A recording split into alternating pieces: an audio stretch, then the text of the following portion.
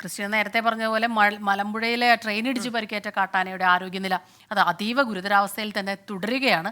ഇന്നും ഡോക്ടേഴ്സിന്റെ സംഘം ആനയെ പരിശോധിക്കുന്നുണ്ട്. എഴുന്നേറ്റ് നിൽക്കാൻ കഴിയാത്ത അവസ്ഥയിലായതിനാൽ ആനയെ മറ്റിടത്തേക്ക് മാറ്റാൻ കഴിയാത്ത സ്ഥിതിയാണ്. വിവരങ്ങളുമായി പാലക്കാട് നിന്ന് ചേരുന്നത് നിഖിൽ പ്രമേശാണ്. നിഖിൽ, ഏതെങ്കിലും തരത്തിലുള്ള പ്രതീക്ഷയ്ക്ക് വകയുണ്ടോ? ആനയുടെ ആരോഗ്യനില ഏതെങ്കിലും തരത്തിൽ മെച്ചപ്പെടുന്നുണ്ടോ? ആനയുടെ ആരോഗ്യനില ഒരു തരത്തിലും മെച്ചപ്പെടുന്നില്ല. കഴിഞ്ഞ 2 ദിവസമായി സസൂക്ഷ്മ വനവകുപ്പ് ഉദ്യോഗസ്ഥർ ഈ ആനയെ നിരീക്ഷിച്ചുകൊണ്ടിരിക്കുകയാണ്. ബുധനാഴ്ച രാവിലെയാണ് ഈ ആനയെ ട്രെയിൻ ഇടിക്കുന്ന സാഹചര്യം ഉണ്ടായത്. ട്രെയിൻ കടന്നു പോകുമ്പോൾ അതിലൂടെ വീണാണ് പരിക്കേറ്റത് എന്നുള്ളതാണ് വനവകുപ്പ് ഉദ്യോഗസ്ഥർ പറയുന്നത്. ട്രെയിൻ ഇടിക്കുന്ന സാഹചര്യം ഉണ്ടായിട്ടില്ല എന്ന് തന്നെ ഉദ്യോഗസ്ഥർ തറപ്പിച്ചു പറയുന്നുണ്ട്. പക്ഷേ ആന്തരികമായി ഏറ്റിട്ടുള്ള ഗുരുതരമായിട്ടുള്ള പരിക്കാണ് ആനയുടെ ഈ സാഹചര്യത്തിലേക്ക് കാര്യങ്ങൾ എത്തിച്ചത് എന്നുള്ളതാണ്.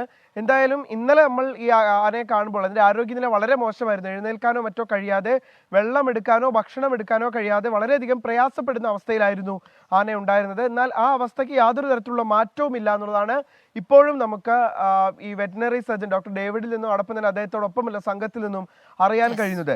ഇന്ന് വീണ്ടും ഡോക്ടർമാരുടെ സംഘം ആനയെ പരിശോധിക്കും. ആനയ്ക്ക് മതിയായിട്ടുള്ള ചികിത്സ ലഭ്യമാക്കും. ഇപ്പോൾ ആനയുള്ള മലമ്പുഴ കഞ്ചിക്കോട് റോഡിനോട് ചേർന്നുള്ള വനമേഖലയിൽ നിന്ന് എവിടേക്കെങ്കിലും മാറ്റേണ്ടുന്ന സാഹചര്യം നിലവിലില്ല എന്നാണ് ഉദ്യോഗസ്ഥർ പറയുന്നത്. കാരണം സാധ്യമാകുന്ന എല്ലാ ചികിത്സയും ഇവിടെ നൽകുന്നുണ്ട്. ഇതിനപ്പുറത്തേക്ക് ഒരു ചികിത്സ നൽകാൻ എവിടെയെങ്കിലും കൊണ്ടുപോയാൽ സാധിക്കില്ല. ആനയുടെ ആരോഗ്യനില അങ്ങനെ എവിടേക്കെങ്കിലും മാറ്റുന്നതിന് പര്യാപ്തവുമല്ല എന്നുള്ളതാണ് ഉദ്യോഗസ്ഥർ പറയുന്ന കാര്യം. എന്തായാലും ആനയെ ജീവിതത്തിലേക്ക് മടക്കി കൊണ്ടുവരാനുള്ള എല്ലാ തരത്തിലുള്ള ശ്രമങ്ങളും വനവകുപ്പിന്റെ ഭാഗത്ത് നിന്ന് നടത്തുന്നുണ്ട്. അതേസമയം രാത്രിയിലൊക്കെ ഈ മേഖലയിലേക്ക് മറ്റാനകൾ കൂട്ടത്തോടെ എത്തിയിരുന്നു. അത് ഈ മതിയായ ചികിത്സ നൽകുന്നതിന് നേരിയ രീതിയിലുള്ള തിരിച്ചടിയാകുന്നുമുണ്ട്. ശരി, നിഖിൽ പ്രമേശാണ് വിവരങ്ങളുമായി ചേർന്നത്. ഏതായാലും ആനയുടെ ആരോഗ്യനില എത്രയും പെട്ടെന്ന് മെച്ചപ്പെടട്ടെ. ഒരു കാര്യം, കാട്ടാനകളെ കൊണ്ട് ഒരുപാട് പ്രശ്നങ്ങൾ ഉണ്ടാവുമെങ്കിൽ ഒരു പാവം ജീവി അതിന്റെ ജീവൻ രക്ഷപ്പെടട്ടെ. ലോകത്തെവിടെയായാലും ഏത് സമയത്തും 24 വാർത്തകളും ഓഗ്മെന്റഡ് റിയാലിറ്റി പാക്കേജുകളും എക്സ്പ്ലെയിനറുകളും വിശദമായി കാണാൻ ഞങ്ങളുടെ യൂട്യൂബ് ചാനൽ നിങ്ങൾക്ക് സബ്സ്ക്രൈബ് ചെയ്യാം.